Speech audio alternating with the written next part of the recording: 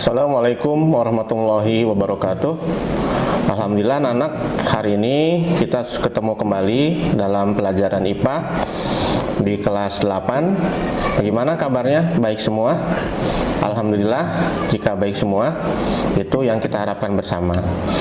Anak-anakku, minggu yang lalu kita sudah bahas mengenai materi mengenai usaha dan pesawat sederhana.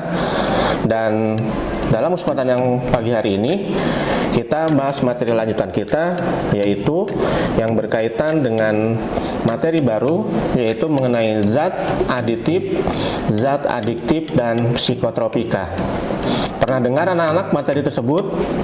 Mari kita bahas dalam materi ini. Mudah-mudahan di dalam materi ini kalian nanti akan lebih mengenal lagi apa itu zat adiktif dan apa itu psikotropika.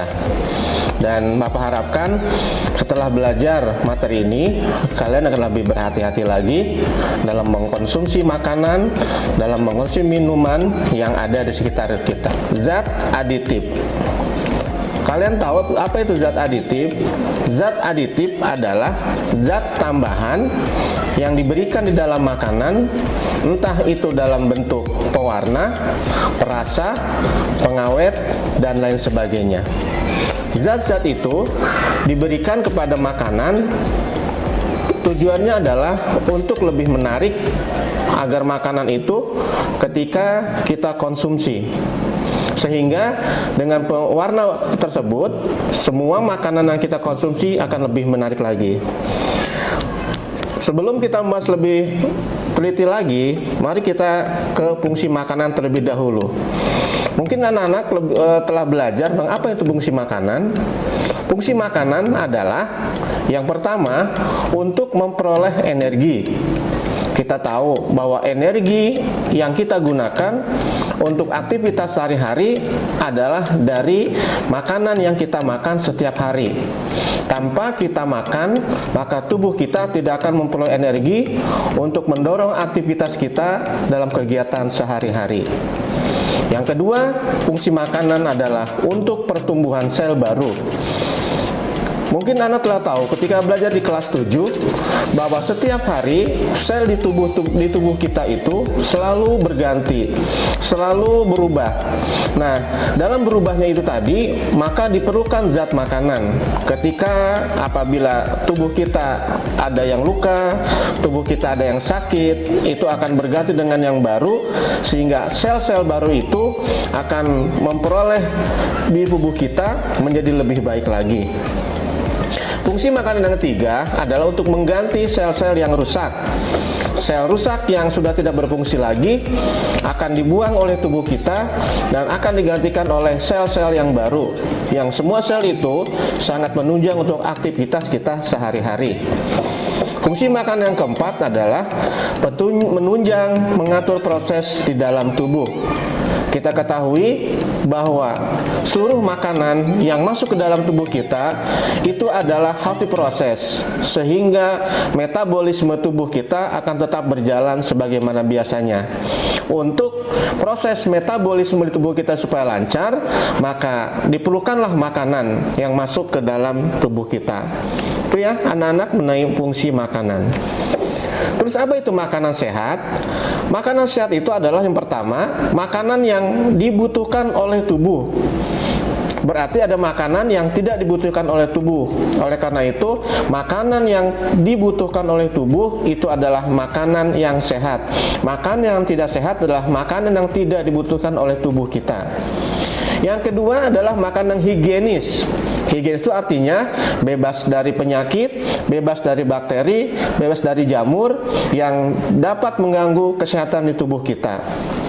Yang ketiga, suhunya normal saat dimakan. Badan kita tidak bisa menerima suhu yang terlalu tinggi. Misalkan kita minum dalam suhu yang 100 derajat, maka itu akan membahayakan tubuh kita. Sebaliknya, apabila suhunya terlalu dingin, misalkan suhunya minus 16 derajat, maka itu juga akan berbahaya bagi tubuh kita. Kita ketahui bahwa tubuh normal kita manusia antara 36 sampai dengan 37 derajat Celcius.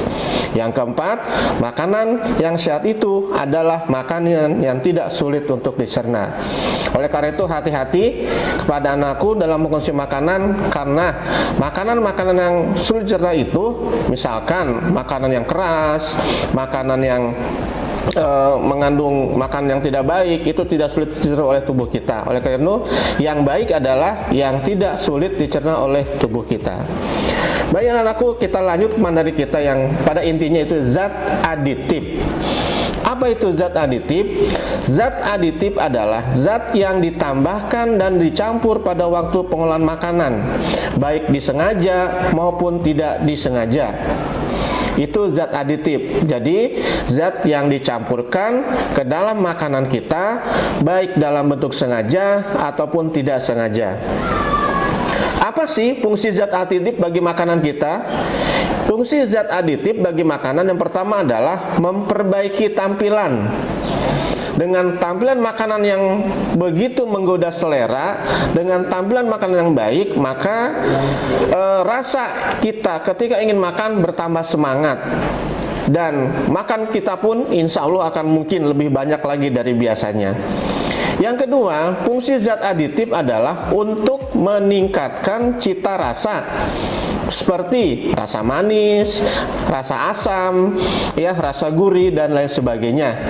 Karena jika makanan tidak ada rasa, maka ketika kita mengkonsumsi makanan tidak berselera. Yang ketiga adalah untuk memperkaya kandungan gizi. Dengan tambahan zat aditif, kemungkinan nilai gizi dalam makanan bisa bertambah, dan itu sangat baik bagi tubuh kita. Yang keempat, fungsi zat aditif adalah untuk mengawetkan makanan, yaitu tujuannya agar makanan tidak cepat rusak, makanan tidak cepat busuk.